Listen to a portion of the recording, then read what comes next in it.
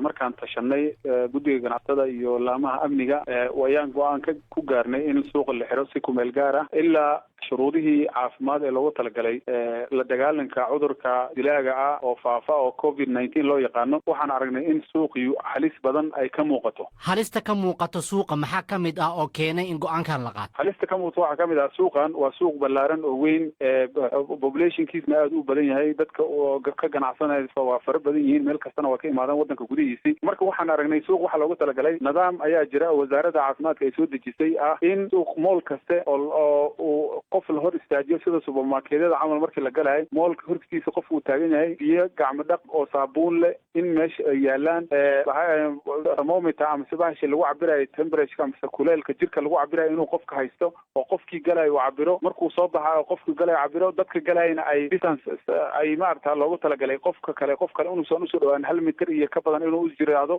nidaamkaas kama jirin, iyo dadkii gudaha ku ganacsanaya naftinkooda inay maarta sanitizer ama qofka markuu imaado waa inuu maska wata, waxa wajiga lagu xirtaa waa shuruud masti ah, yacnaha laga dhigay laazim in qof kasta uu xirto.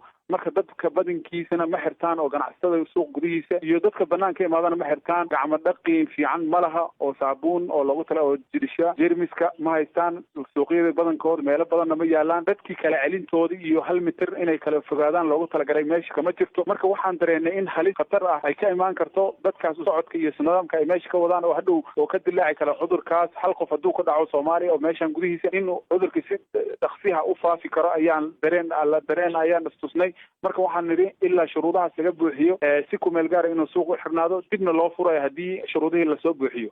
halista way basii jirtay ilaa hadda inta la xaqiijiyay 2 qof oo re'isli ahaa la sheegay inay u dhinteen cudurka oo Kenya.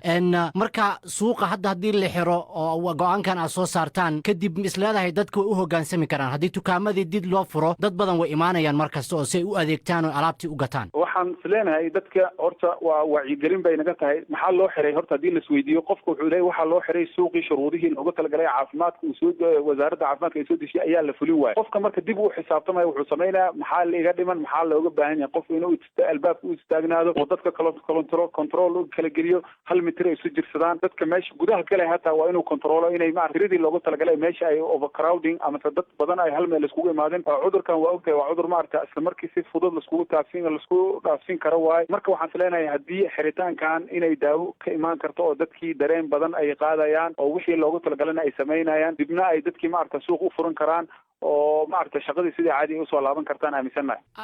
markaa eegno maciishada daruuriga ah sida cuntada kuwa ayaga muu saameynayaa go'aankan hadda ee xiridda ah maadaama dad badan ay ku tiirsan yihiin oo u baahan yihiin? ma saameynayo kuwaas, waxay ku saameynayan waxyaalaha asaasiga ah oo loo baahan yahay la xiri karin. dawladdaaba ku dhawaaqday sida cuntada, daawooyinka, waxyaalihii muhiimka ah sidaas oo kale waa furnaanayaan. laakiin qeybaha kale oo dharka iyo meelihii oo suuqa dharka ugu badan yahay iyo meelahaas iyo suuqa sarifka zoonkaas ayaa meelahaas inaan xirno ayaan go'aansanay. laakiin wixii kale oo asaasi ah oon laga maarmin day to day-ga ah waa furnaanayaan. hadday shuruudaha buuxin waayaan ka waran in faradhaqii meesha ay keenaan oo biyihii lagu farxalanayay, saabuuntii haddiisan meesha ay oolin, dadkii inay dukaankii gudaha isla galaan ay buuxiyaan, hadday taa imaato maxaa dhacaya marka waxaa dhacaya annaga keliya ma aha, annaga waxaana la soo xiriiray wasaaradda caafimaadka, dad ka socda iyo dadka amniga. haddii qofkii shuruudahaas laga buuxin waayo hadda ka horna waxaa loo soo qoray mool kasta inuu shuruudahaas buuxiyo. qofkii buuxin waayo moolkiisii iyo mise meesha suuqiis meheradiisa waa la xirayaa. haddii la xiro intii kalaa ganacsanayd meeshaas waa xirnaanaysaa ilaa ay shuruudaha ay ka buuxiyaan.